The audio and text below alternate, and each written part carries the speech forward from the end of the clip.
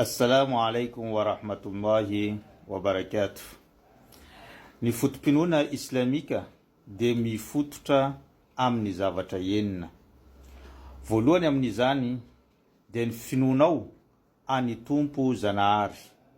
Ilay nahary ny lanitra sy ny tany, nahary ny zanak'olombelona, ireo anjely, ireo jiny, ny abakabaka, ny ranomasina, ny zavatra rehetra izay hitantsika eto ambony tany. Izany tompo Zanahary zany dia tokana mahaleo tena, tsy niteraka no sady tsy nateraka, ary tsy misy na dia ray amin'ireo zavaboary eto ambony tany mitovy tantana sy mitovy aminy.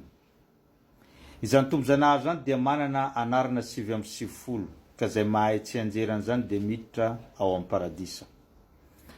Ary izany tompo Zanahary zany dia manana ihany koa toetra maro izay mampiavaka azy amin'ny zanak'olombelona.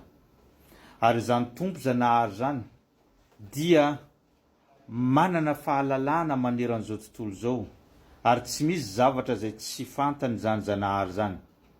Eny fa hatramin'ny vitsika mainty ao ambonin'ny vato mainty amin'ny andro alina dia hitany Zanahary ary fantany ny antondiany zany vitsika zany sy ny zavatra izay ataony mandritra n'izany rehetra zany. Zany dia finoana any tompo Zanahary izay tsy maintsy hinoan'ny mpino silamo anankiray. Ary voadidy ihany koa ny mpino silamo hanompo Zanahary tokana, tsy mampitambatra azy amin'ny zavatra hafa, satria izay fampitambarana izay anisan'ny zavatra tena tsy tian'ny Zanahary indrindra ary tsy andeferany niza izay manao an'izany. Ny fototra faharoa dia finoanao an'ireo anjely. Ireo anjely sady tsy lehilahy no sady tsy vehivavy. Ireo anjely ihany koa tsy misy mahafantatra ny isan'izy ireo, ary izy ireo manatanteraka antsakany sy andavany ny baiko ny tompo Zanahary rehefa tonga amin'izy ireo. Misy ampahany amin'ny iraka miandraikitra ny fitsofana ny fofonay ny zanak'olombelona ao an-kibon'ireny rehefa feno efa-bolana. Misy koa ny anjely miandraikitra ny fanalana zany fofonaina zany, dia anjely fahafatesana. Misy koa ny anjely izay miandraikitra ny anjaram-pivelomany zanak'olombelona eto ambony tany, ary misy ny anjely mipetraka amin'ny amin'ny ilany havanana amin'ny tratrantsika sy amin'ny ilany havia, mandray ny asa soa sy ny asa ratsy rehetra izay vitantsika. Ary misy ny anjely miandraikitra ny fanontaniana ao anatin'ny fasana rehefa tsika maty dia mbo tsy maintsy anontaniana hoe iza ny tomponao, inona ny finoanao, ary iza le lehilahy nalefa taty aminao dia impaminany Muhammad sallallahu alaihi wasallam. Misy ireo anjely ihany koa miandry n'izany paradisa izany sy miandry an'izany afobe. Maro be isan'ireo anjely ka tsy misy mahavita manisan'izany.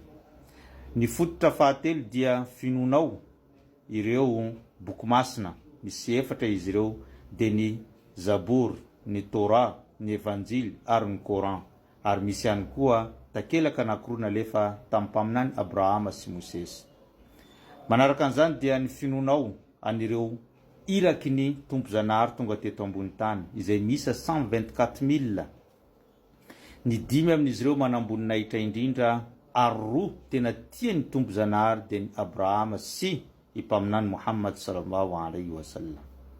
Manaraka an'izany finoanao ny andro farany, ny fiandohany andro farany sy ny fiafaran'izao tontolo izao, ny zavatra izay iseho any amin'ny andro farany, ny fitsaran'ny tompo Zanahary ny zanak'olombelona, izany rehetra zany dia tsy maintsy hinoanao raha mpino islam marina ianao.